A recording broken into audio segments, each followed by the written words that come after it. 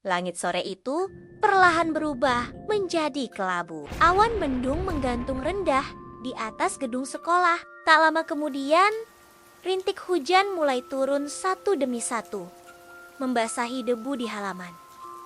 Anak-anak mulai berlarian keluar gerbang. Ada yang tertawa sambil mengejar teman, ada pula yang berlari kecil mencari tempat berteduh. Suasana sekolah terasa riuh oleh suara tawa dan derai hujan yang semakin rapat. Di depan gerbang sekolah, Dimas berdiri dengan tenang sambil merogoh tasnya dan mengeluarkan sebuah payung biru. Dimas menatap ke arah langit, merasakan butiran air yang dingin menyentuh ujung hidungnya.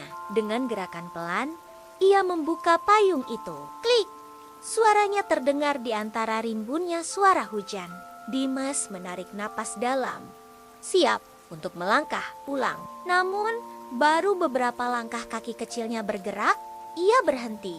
Di dekat pagar sekolah yang sedikit berkarat, Dimas melihat seseorang.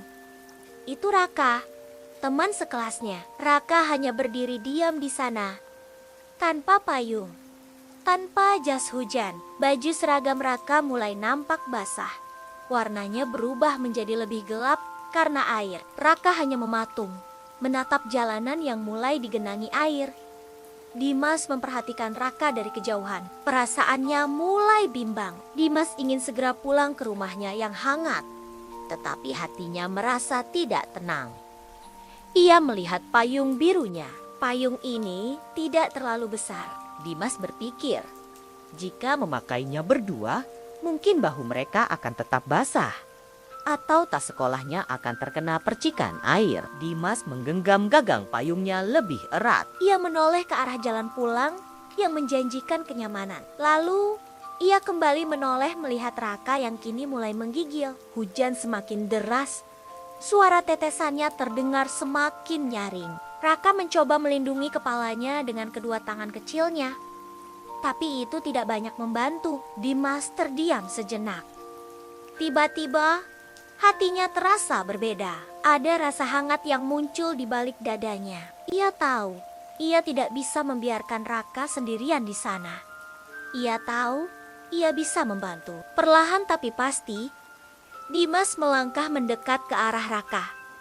Raka, panggilnya dengan suara pelan. Raka menoleh, matanya terlihat kaget sekaligus layu karena dingin. Dimas mengangkat payungnya sedikit, mencoba memayungi kepala Raka juga. Mau bareng? Tanya Dimas. Raka terdiam sejenak, menatap payung biru itu, lalu menatap Dimas. Sebuah senyum kecil mulai mengembang. Iya, jawab Raka pelan. Kini, mereka berdua berdiri di bawah satu payung yang sama. Meskipun sedikit sempit dan bahu mereka saling bersentuhan, suasana di bawah payung itu terasa sangat hangat. Mereka pun mulai berjalan pelan bersama-sama. Suara hujan terdengar seperti irama musik yang lembut. Tetesan air jatuh berirama saat mereka melewati genangan kecil. Dimas tersenyum kecil. Ia melihat ke samping. Memang benar tasnya sedikit terkena percikan air. Tapi hatinya justru merasa jauh lebih hangat.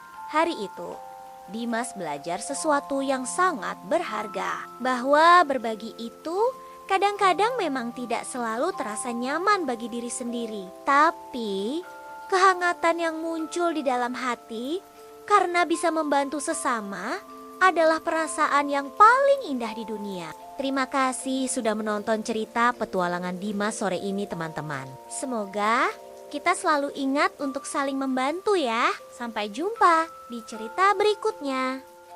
Dadah. Jangan lupa untuk subscribe dan berikan like-nya juga ya teman-teman.